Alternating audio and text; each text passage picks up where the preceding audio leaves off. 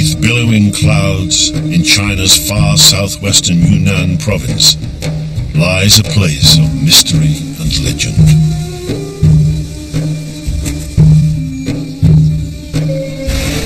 Of mighty rivers and some of the oldest jungles in the world. Here, hidden valleys nurture strange and unique creatures.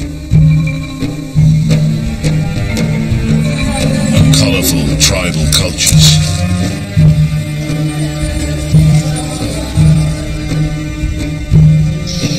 Jungles are rarely found this far north of the tropics.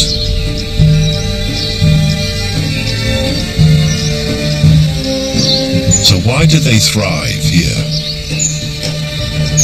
And how has this rugged landscape come to harbor the greatest natural wealth in all China?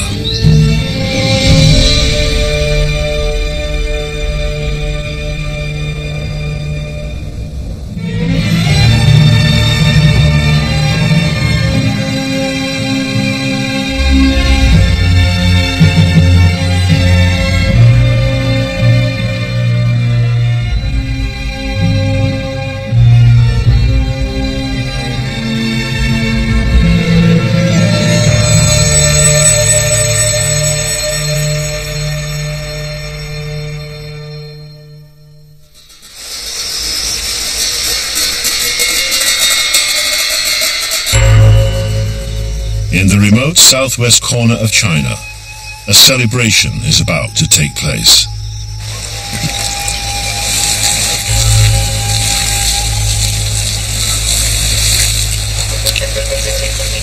Dai people collect water for the most important festival of their year.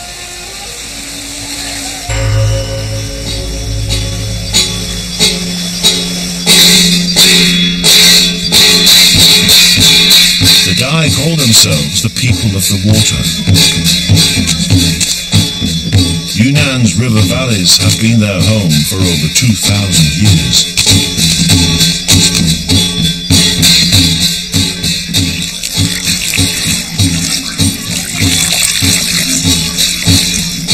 By bringing the river water to the temple, they honor the two things holiest to them, Buddhism and their home.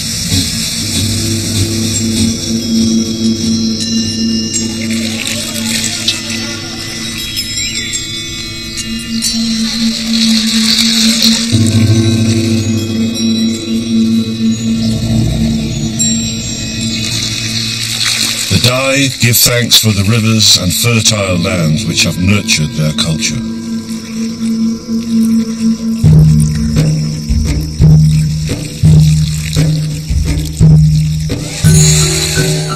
Though to some, it might seem just an excuse for the biggest water fight of all time.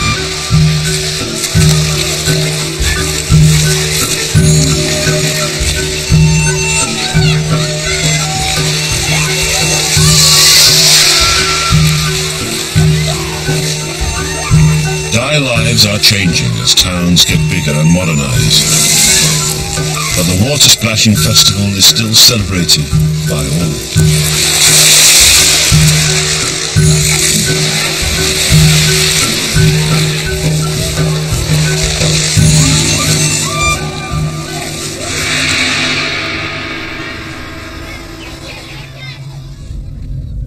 The rivers which lie at the heart of Dai life and culture flow from the distant mountains of Tibet, southwards through central Yunnan in great parallel gorges. The Dai now live in the borders of tropical Vietnam and Laos, but their legends tell of how their ancestors came here by following the rivers from mountain lands in the cold far north. Lying at the far eastern end of the Himalayas, the Hungduan Mountains form Yunnan's northern border with Tibet. Kawakapo, crown of the Hungduan range, is a site of holy pilgrimage. Yet its formidable peak remains unconquered.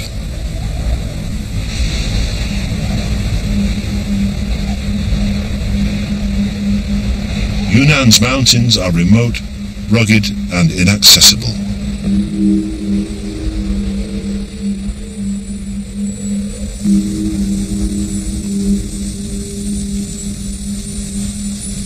Here the air is thin and temperatures can drop below -40 degrees. This is home to an animal that's found nowhere else on Earth. The Yunnan stub-nosed monkey.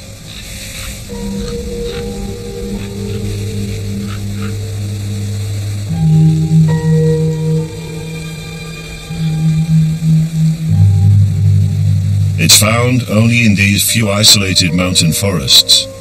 No other primate lives at such high altitudes. But these are true specialists.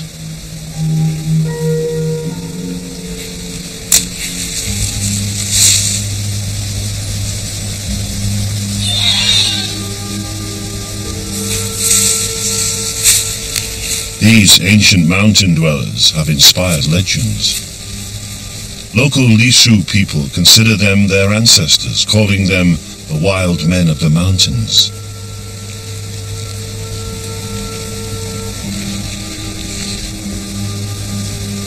During heavy snowfalls, even these specialists cannot feed. It seems a strange place for a monkey.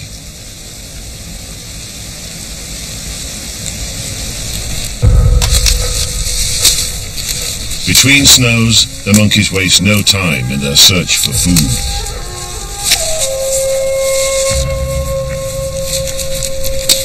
At this altitude, there are few fruits or tender leaves to eat.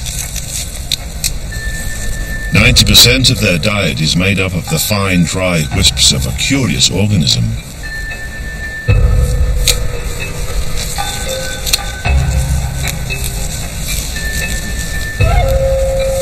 Half fungus, half plant. It's lichen. How have monkeys, normally associated with lowland jungle, come to live such a remote mountain existence?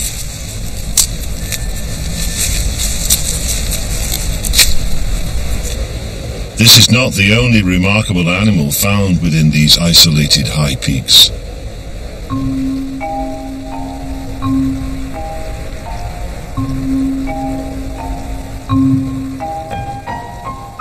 A Chinese red panda.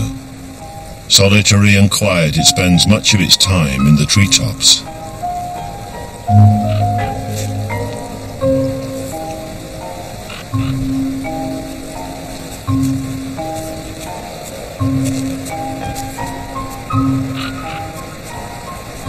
Despite its name, the red panda is only a very distant relative of the giant panda.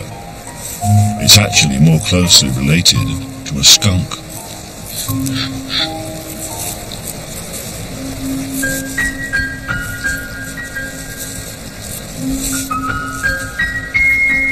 But it does share the giant panda's taste for bamboo. Southwest China's red pandas are known for their very strong facial markings, which distinguish them from red pandas found anywhere else in the Himalayas.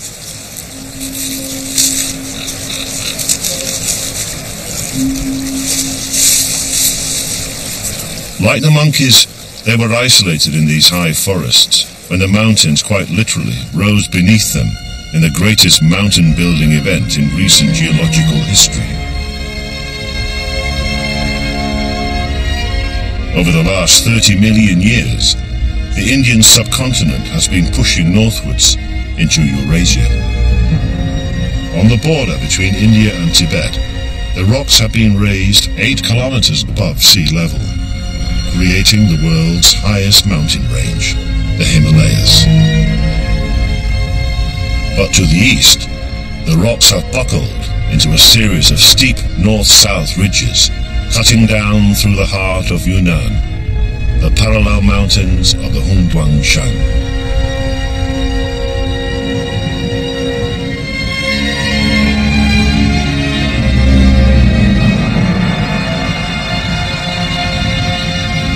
These natural barriers serve to isolate Yunnan's plants and animals in each adjacent valley.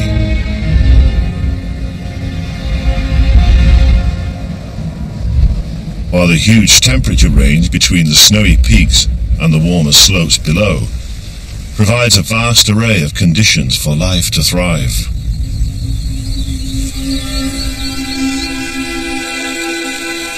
Through spring, the Hongduan slopes stage one of China's greatest natural spectacles.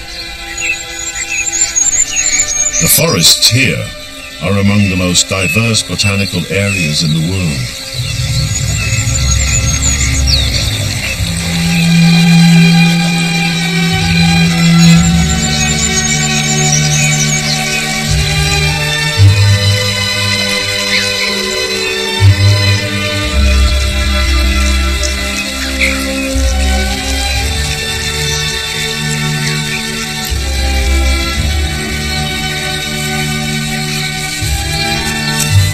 Over 18,000 plant species grow here, of which 3,000 are found nowhere else.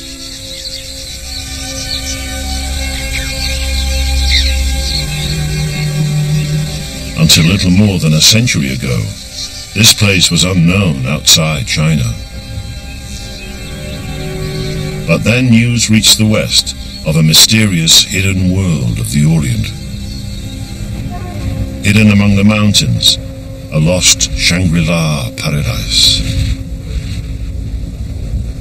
Western high society, in the grip of a gardening craze, was eager for exotic species from faraway places. This gave rise to a new breed of celebrity adventurers, intrepid botanist explorers known as the plant hunters. Yunnan became their holy grail. The most famous was Joseph Rock, a real-life Indiana Jones. Remarkable film footage captured his entourage on a series of expeditions as they pushed into the deepest corners of Yunnan.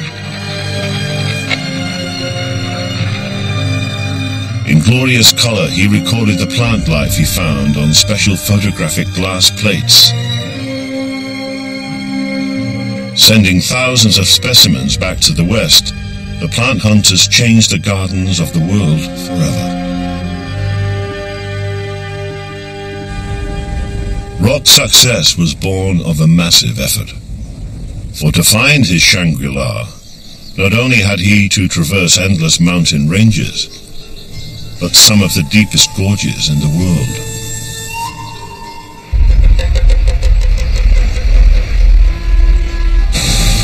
The Nujiang is called the Angry River. This 300-kilometer stretch of raging rapids is as much a barrier to life as are the mountains above.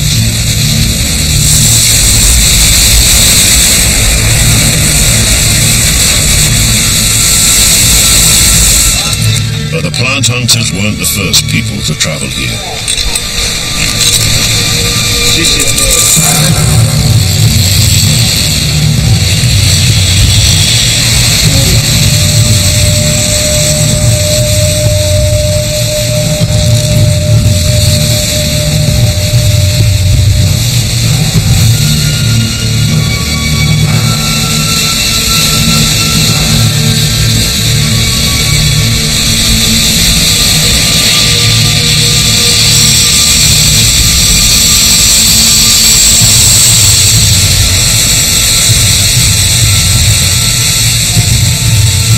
Along the Nujiang, less than 30 road crossings allow locals passage across the torrents.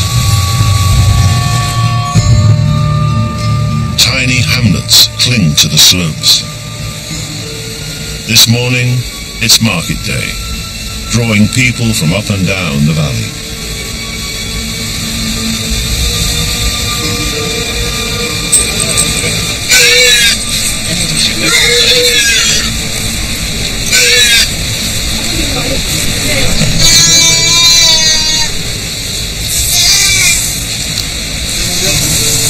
Hanging from simple rope slings, people have been using the crossings for many hundreds of years.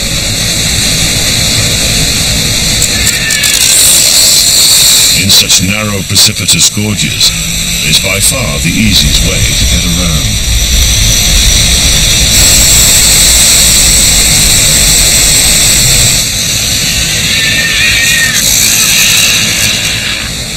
Once across, the steep sides mean it's still a hike.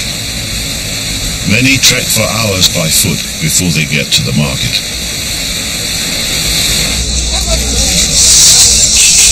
The immense valley is home to over a dozen ethnic groups. Some, like the New people, are found only here.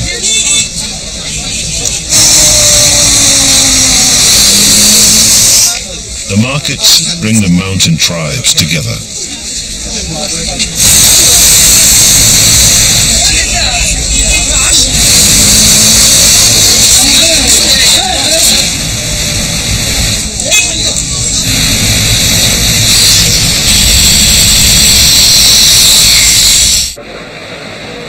To continue his expeditions, Rock had to get his entire entourage across the giant Yunnan rivers.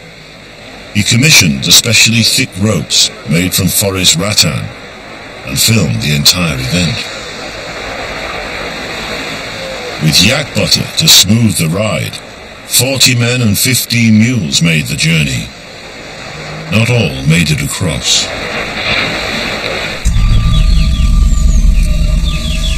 On the far side of the Great Nujiang Gorge, the plant hunters made a remarkable discovery. Far from the tropics, they seemed to be entering a steamy, vibrant tropical jungle. The forest of Gaoligongshan.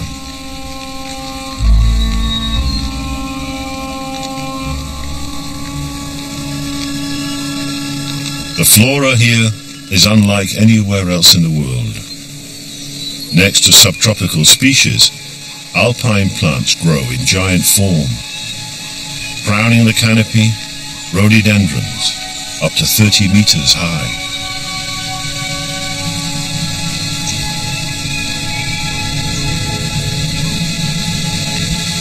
In April and May, their flowers turn the forests ruby red, attracting bird species found only here.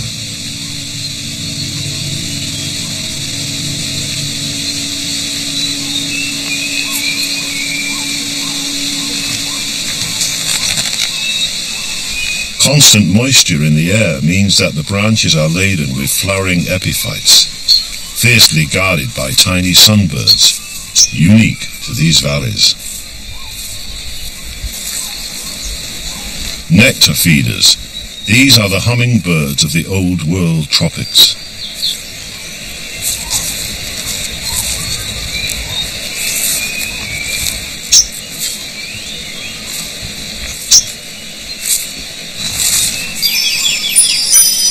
The forests of Gaoligongshan are home to some of China's rarest wildlife.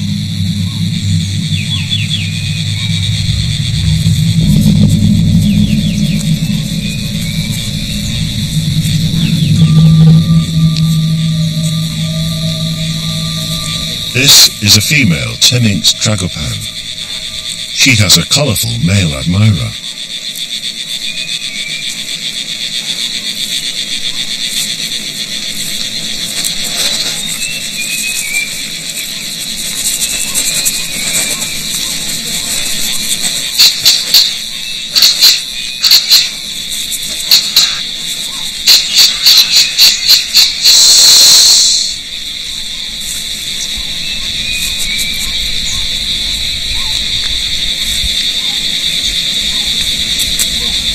He's hoping to woo her with his peculiar peekaboo display, but she's not about to be rushed.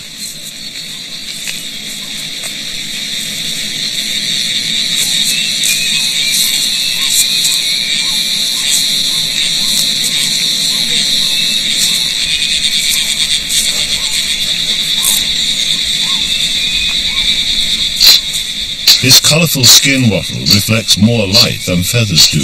To her, this is like a neon sign.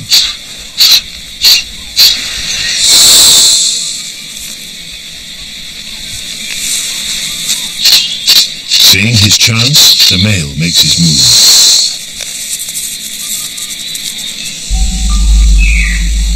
Constant moisture in the Gaoli Gongshan forest means that throughout the year there are always fruits on the trees. Such abundance of food encourages a high diversity of fruit eaters, more commonly found in the tropics. The black giant squirrel is found only in undisturbed rainforest. At close to 1 meter in length, it's one of the world's largest squirrels.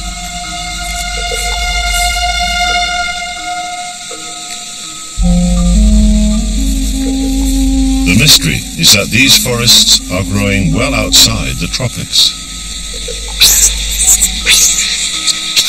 By rights, none of this jungle or its animals should be here.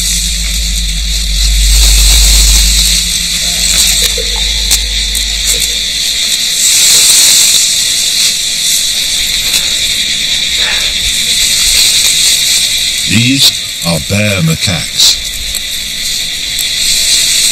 They're found only in tropical and subtropical jungle.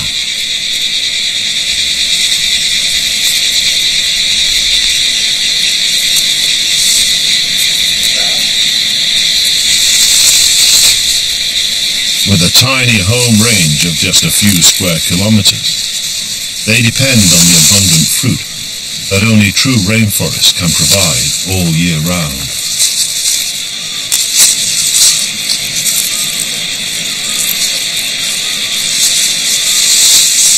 To the European plant hunters, these northern rainforests must have seemed a fantastic and mysterious lost world. Yet, when they came here, they would have found beautifully constructed ancient stone pathways on which the forest could be explored.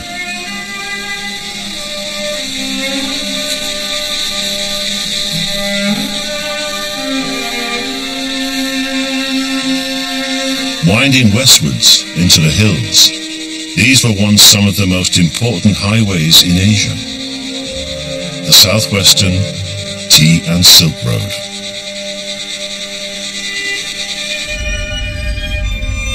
Built thousands of years ago, the Southwestern Tea and Silk Road gave access to the world beyond China's borders, carrying tradesmen and travelers from as far away as Rome.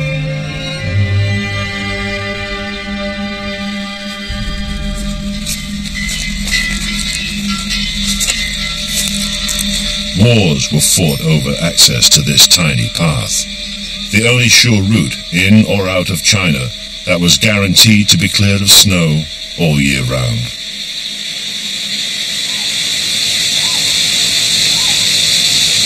So what causes Gaoli Gongshan's strange and remarkable climate? In late May, gusts of wind arrive, bringing with them the key to Gaoli Gongshan's mystery. The winds are hot and saturated with water. They come all the way from the Indian Ocean. Channeled by Yunnan's unique geography, they bring with them the moisture of the tropical monsoon.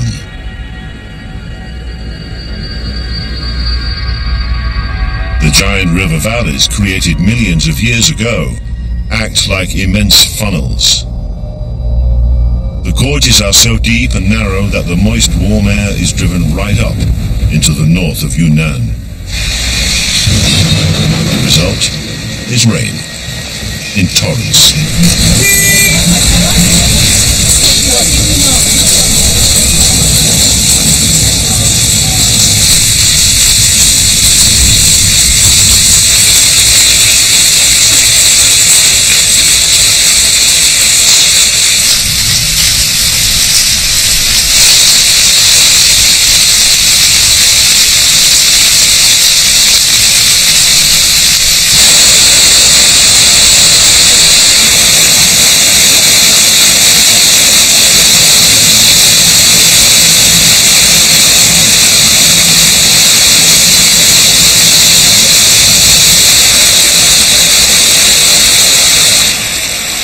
4 months of daily rainstorms sustain luxuriant vegetation. The arrival of the monsoon awakens one of the forest's most extraordinary moisture-loving inhabitants.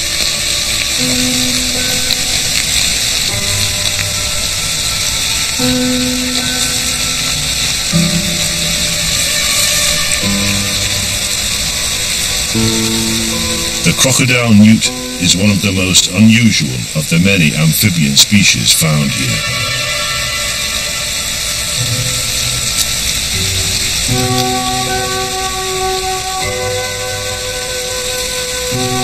As the rains arrive, they emerge to mate.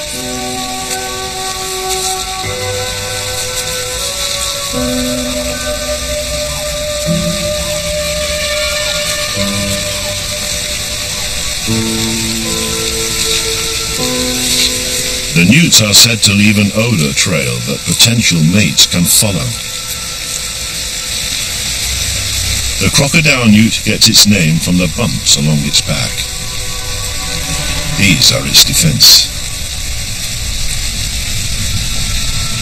If grabbed by a potential predator, the tips of its ribs squeeze a deadly poison from the bumps.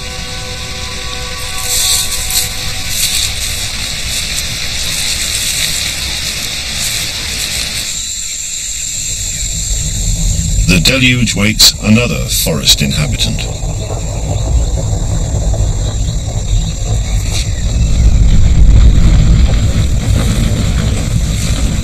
This one is particularly astounding in its vigor.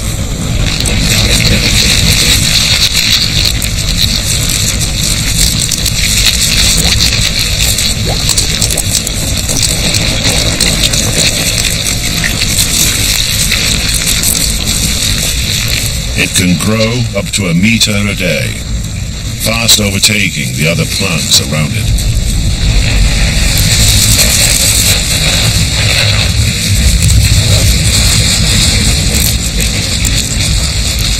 The taller it grows, the faster its growth rate, so that in a matter of days it towers above the undergrowth and continues reaching for the sky.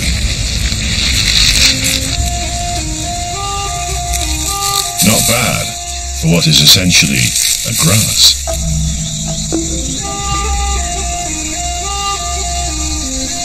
It's bamboo.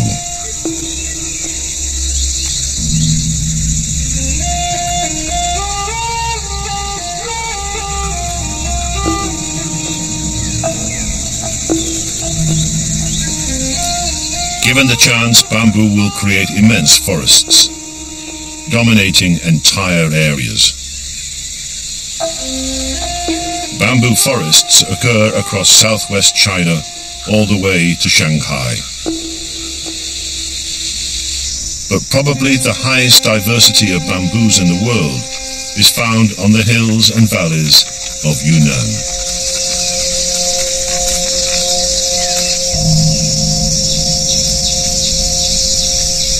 Though incredibly strong, bamboos have hollow stems, a perfect shelter for any creatures which can find a way in.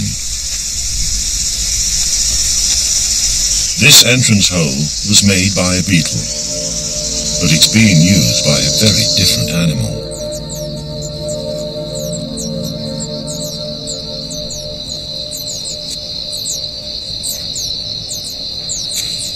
A bamboo bat, the size of a bumblebee. It's one of the tiniest mammals in the world.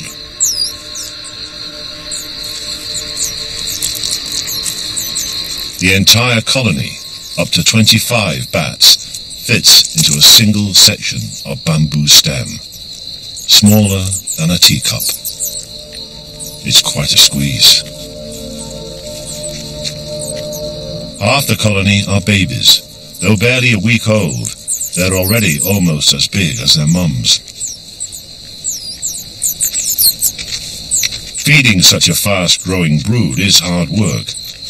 The mums leave to hunt just after dusk each night.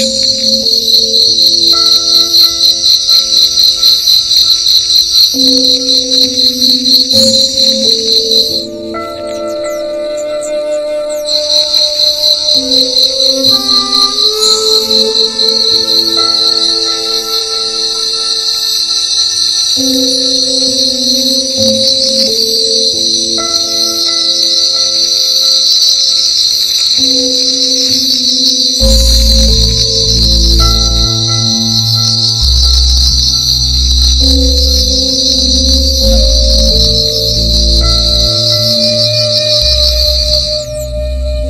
in the roost, the young are left on their own. Special pads on their wings help them to grip on the bamboo walls, most of the time. The young bats use the extra space to prepare for a life on the wing by preening and stretching.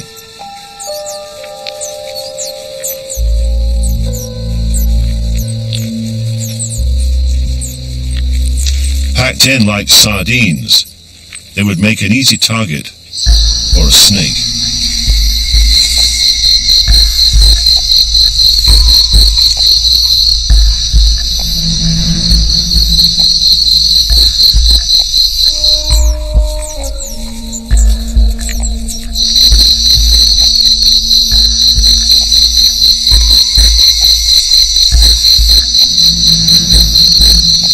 But the snake has no chance of getting in.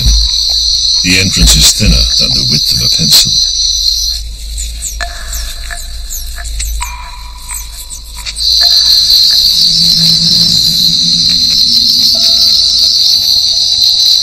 When the mothers return, they can push through the narrow entrance, only because of their unusually flattened skulls.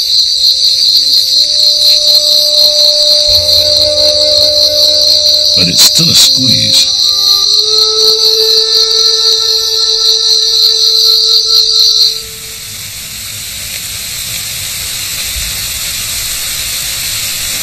Bamboos are exploited in a very different way by another forest dweller.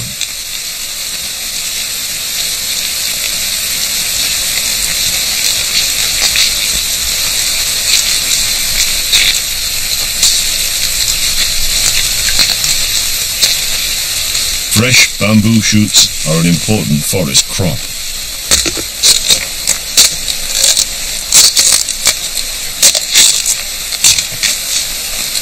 Ai Lao Xiang is of the Hani tribe, from the mountain village of Mongsong.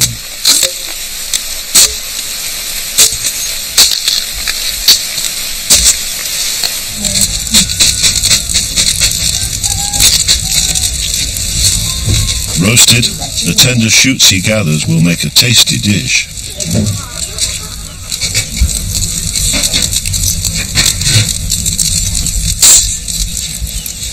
The Hani have many uses for the different bamboos they grow and find in the forest around. Though flexible enough to be woven, bamboo has a higher tensile strength than steel. Succulent when young, in maturity, it's tough and durable. Ideal for making a table. And strong enough for a pipe to last a lifetime.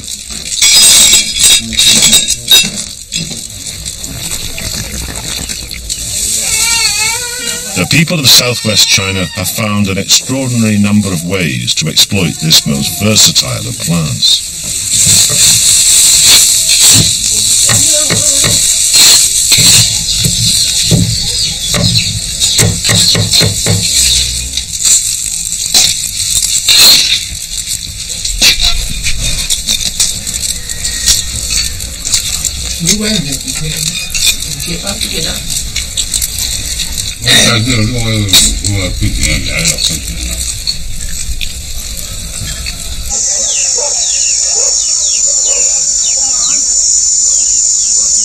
Part of bamboo's phenomenal success is that it's so tough that few animals can tackle it.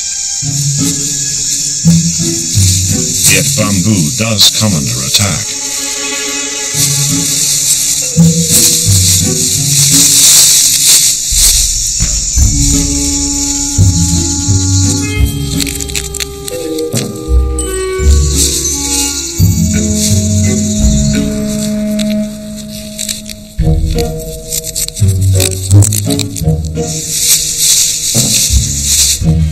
A bamboo rat. exclusively on bamboo. They live their entire lives in tunnels beneath the forest. The thinner species of bamboo are easy to attack and pull below.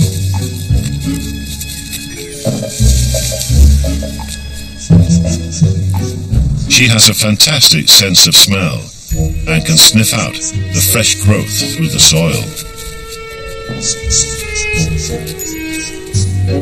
Bamboo spreads along underground stems.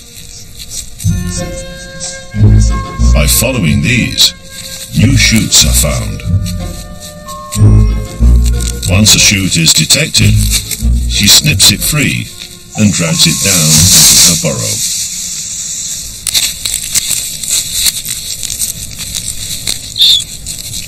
This female has a family. At just a few weeks old, the youngsters can already tackle the hardest bamboo stems and are eager to try.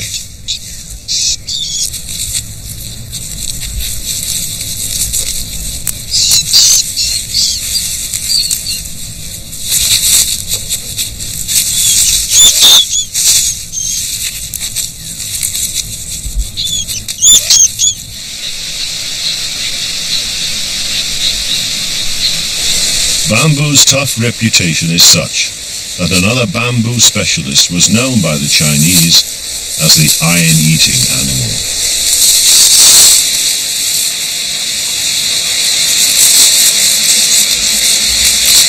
The giant panda is famous for its exclusive diet.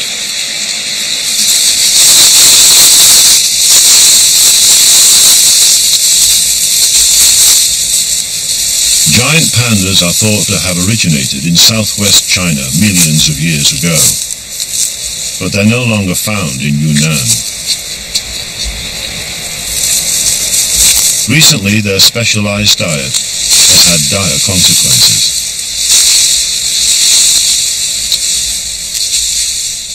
Bamboo has a bizarre life cycle, flowering infrequently, sometimes only once every 100 years or so. But when flowering does occur, it's on a massive scale, and it's followed by the death of all of the plants. Sometimes an entire bamboo forest may die.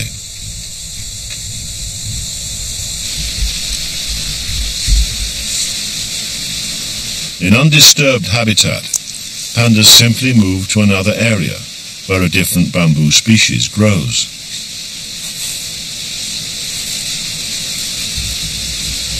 But as human activity has fragmented their forest home, pandas find it increasingly hard to find large enough areas in which to survive.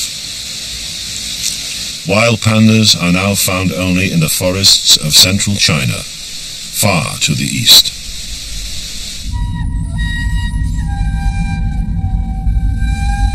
But in the hidden pockets of lowland jungle in Yunnan's tropical south, live one of China's best-kept wildlife secrets.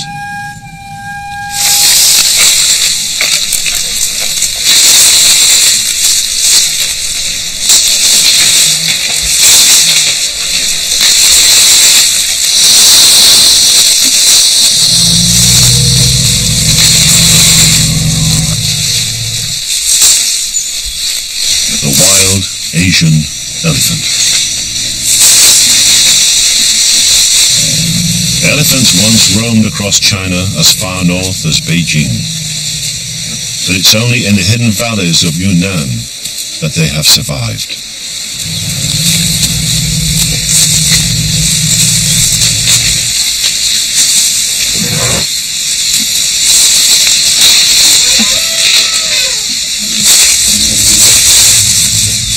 Elephants are the architects of the forest.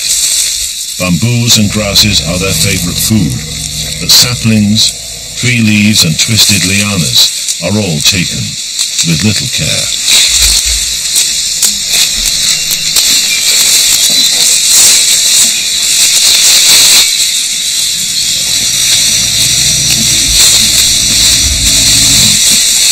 As they move through the forest, the elephants open up clearings, bringing light to the forest floor.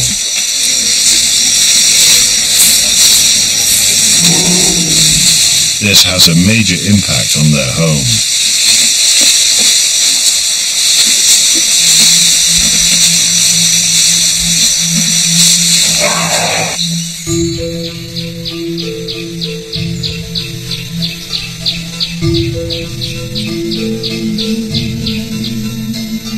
The richest forests are now known to be those which from time to time experience change.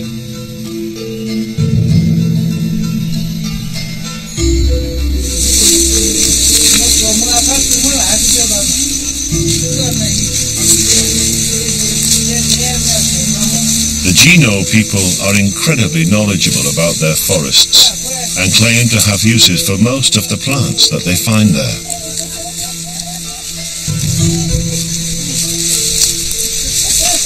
They have names for them all, those good for eating and some which even have strong medicinal qualities.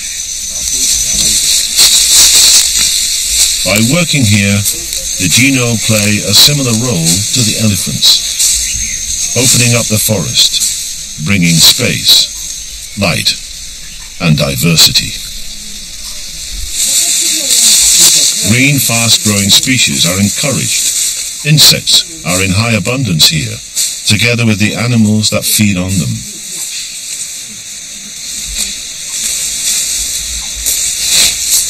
Knowledge of the forest enables the Gino to find not just plants, but other tasty forest food too. Forest crabs are common here, feeding on the abundant leaf litter. This will be a tasty addition to the evening meal.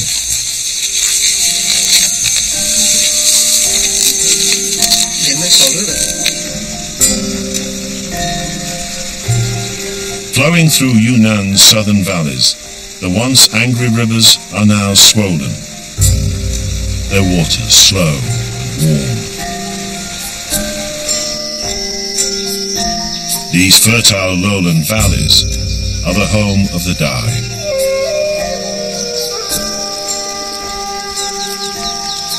The people of the water live along streams which originate in the surrounding hills.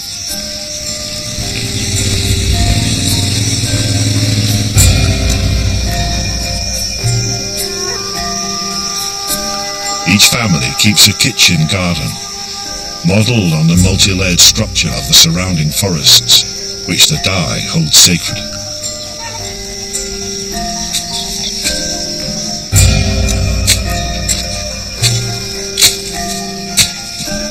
The gardens are made more productive by interplanting different crops. Tall, sun-loving species give shelter to plants which thrive in the shade. As companions, the plants grow better.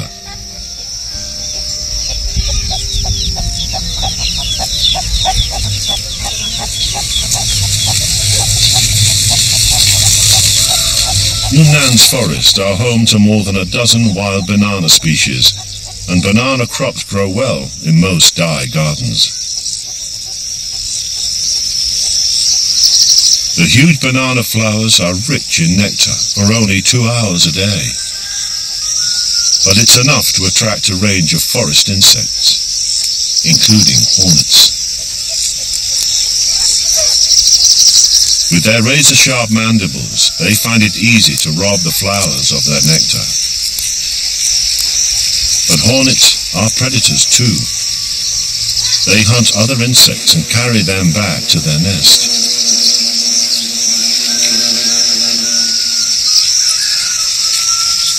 An ideal target. But this grasshopper is no easy meal. There may be a price to pay.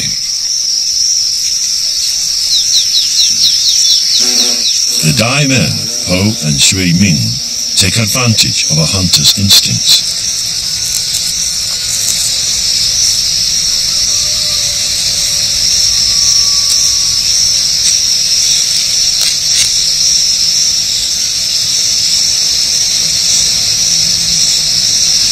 A hornet's sting is agony, but for now it's distracted, intent on cutting away a piece of grasshopper small enough to carry back home. Success.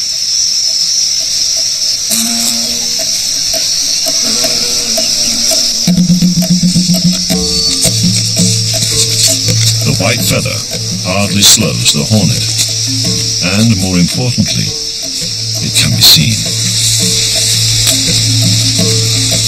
Now the hunter is the hunted. So long as Po and Shui Ming can keep up.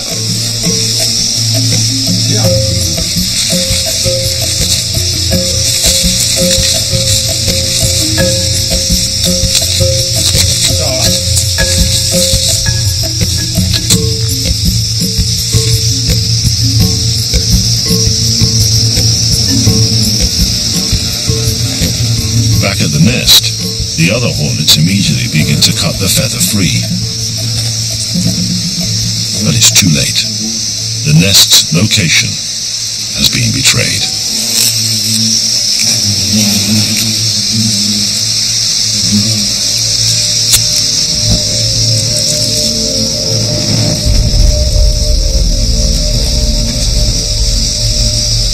The relationship between the forest animals and the people who live here was never one of harmony.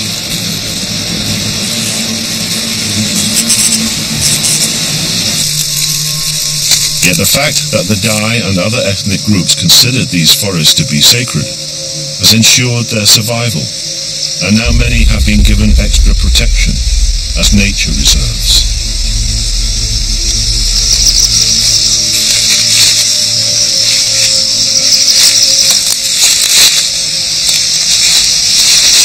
Ingenuity and hard work pays off at last. The fattened larvae are considered a delicacy by the Dai.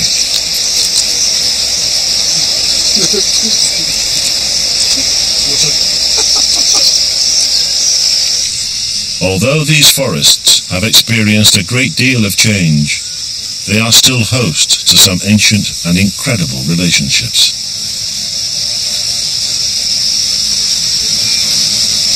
Almost 60 centimeters high, this is the immense flower of the elephant yam. Locals call it the witch of the forest.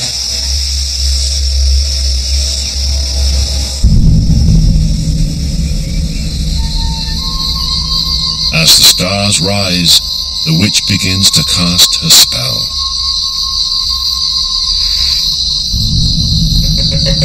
The forest temperature drops, but the flower starts to heat up.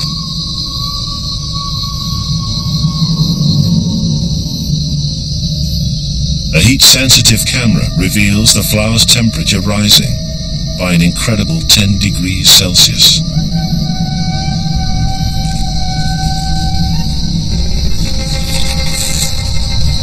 At the same time, a noxious stench of rotting flesh fills the forest air.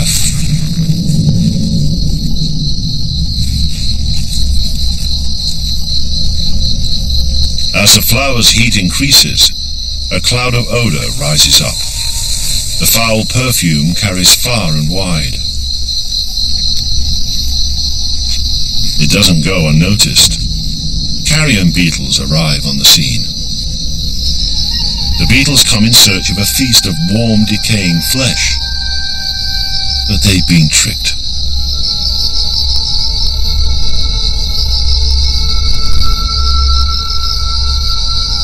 Slippery sides ensure they tumble straight into the center of the monster flower.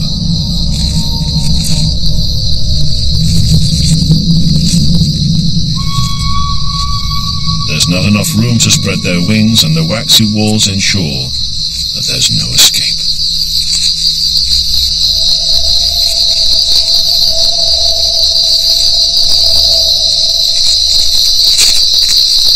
But there's nothing sinister in the flower's agenda. The beetles will be its unwitting helpers.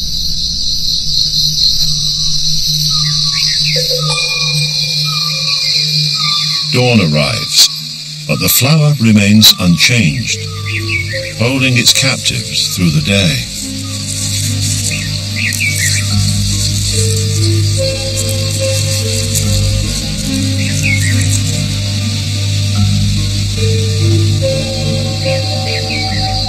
As the second night falls, the witch stirs again.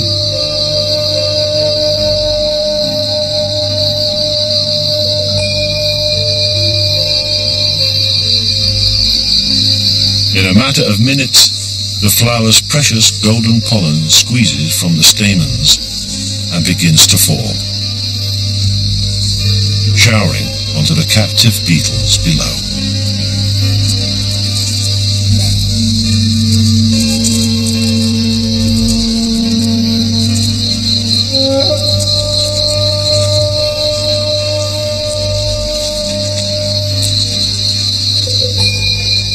Now, at last, the prisoners are free to go. The flower's wall changes texture, becoming rough, to provide the ideal escape ladder. Loaded with their pollen parcels, they can now climb to freedom, just as other forest witches are beginning to open. Seduced by the irresistible perfume, the beetles are sure to pay a visit, so ensuring pollination and another generation of incredibly big, smelly flowers.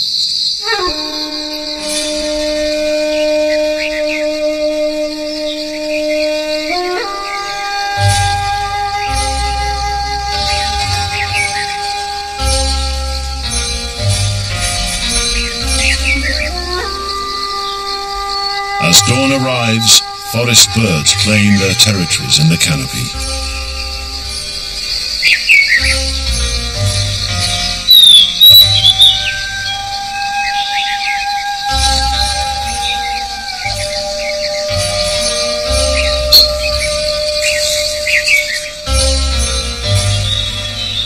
But there's one call which stands out among the rest.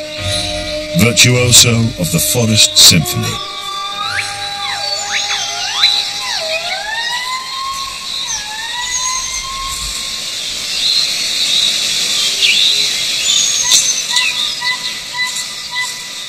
It's a gibbon.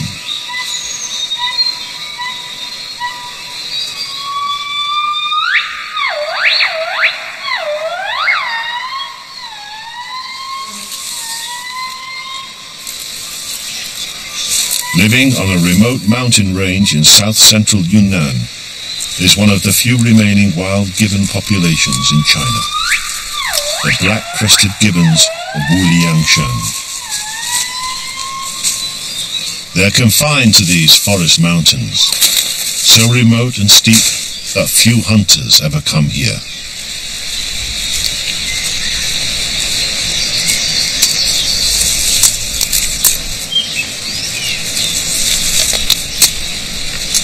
The Wuliangshan gibbons are unusual for their social structure.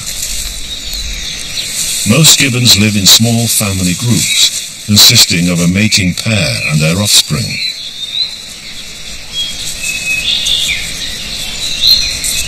But these gibbons exist in troops. One male can have 2 or sometimes 3 females, and all of these can have young.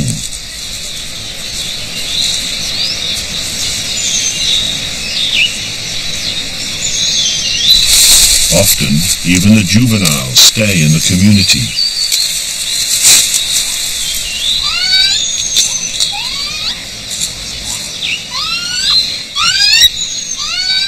Rarely glimpsed, this baby may be only a day old. If it survives infancy, then it has a promising future in these few valleys with its close-knit family.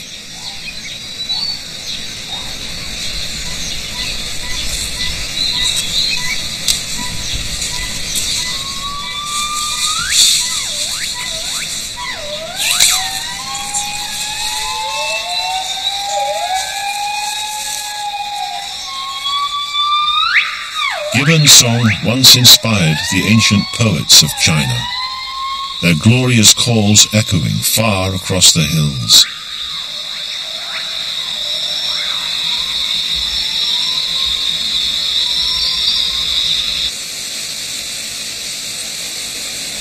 But now, new, strangely quiet forests have come to Yunnan.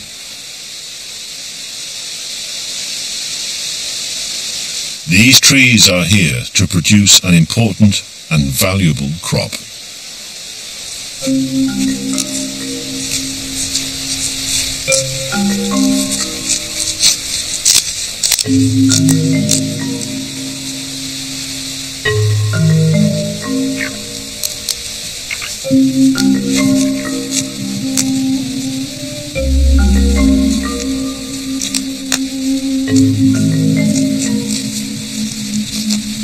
When the tree bark is scored, it yields copious sticky sap so bitter and tacky that nothing can feed on it. It's the tree's natural defense against attack.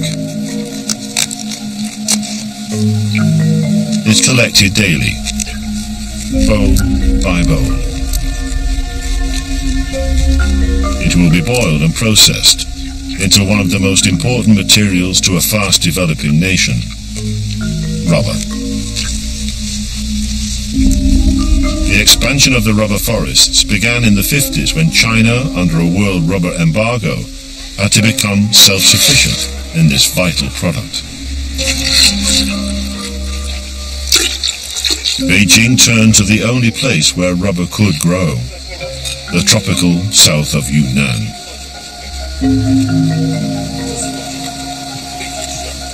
With efficiency and speed, some of the world's richest forests were torn up and burned,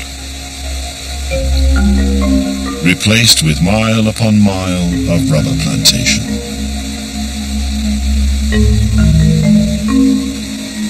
But there was a problem for the rubber growers. While Yunnan's unique natural forests can survive on the valley slopes which stretch to the north,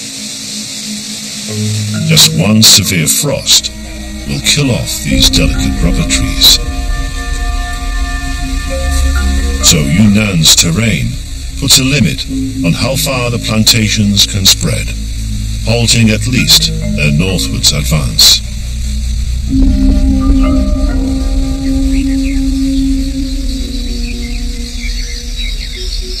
The jungles of Yunnan are increasingly under pressure.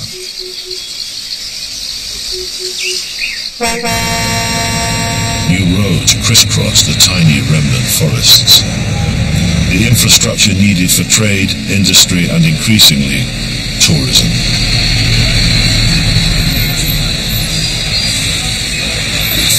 It's a meeting of two very different worlds.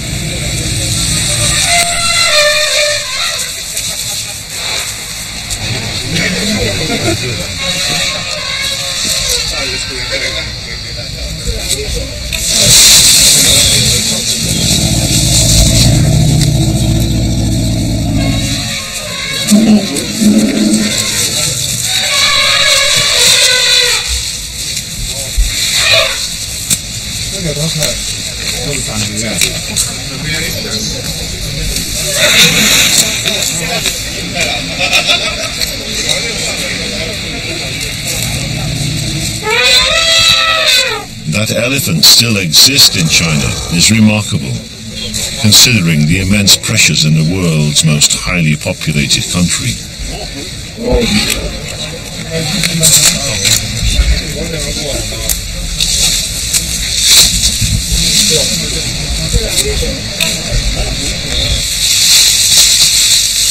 The 250 or so wild elephants which still live here are now strictly protected. And each year young are born to the small herds.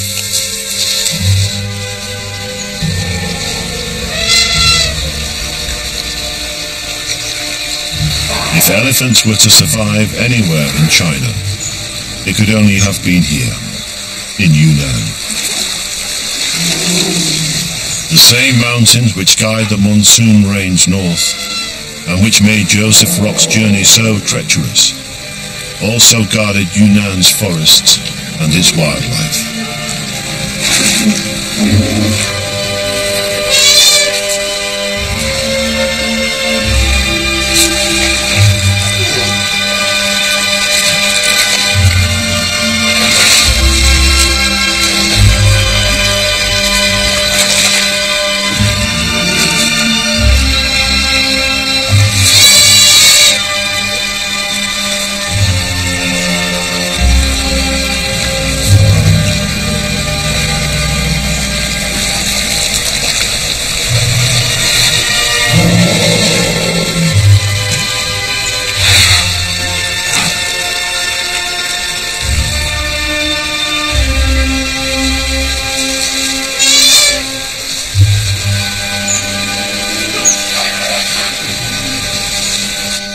For the moment, the mountains are still carpeted in a rich green, deceptive in its simplicity.